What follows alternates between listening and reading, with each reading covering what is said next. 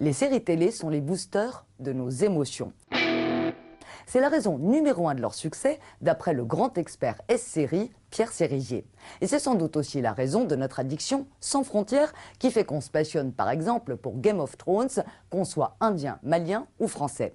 Mais pour assurer ce succès, rien de rien n'est laissé au hasard. Premier secret de fabrication, valable depuis des lustres, l'histoire. Raconter une très bonne histoire. Et si les séries savent aussi bien le faire, c'est qu'elles ont piqué à d'autres les meilleures recettes. Au cinéma, elles ont piqué sa réalisation efficace et chic. Au roman, son rythme feuilleton et son foisonnement de personnages.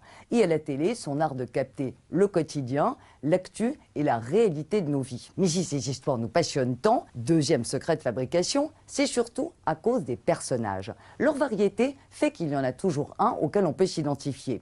Et même leur bizarrerie, y compris psy, nous séduisent. Soit parce que ça nous rassure sur nos petites déviances personnelles, soit parce que ça nous permet d'avoir mauvais esprit sans conséquence, en nous moquant des angoisses de ces névrosés de télé.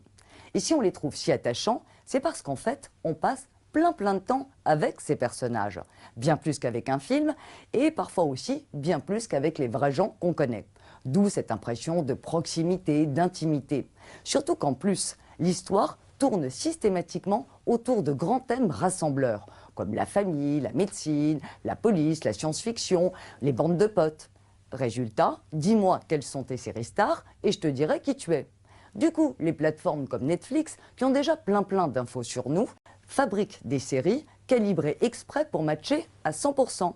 Sauf que c'est pas si simple, parce que le seul juge de paix, c'est nos émotions. Et donc les seuls à décider si c'est la suite ou pas au prochain épisode. Retrouvez tout France Bleu sur francebleu.fr.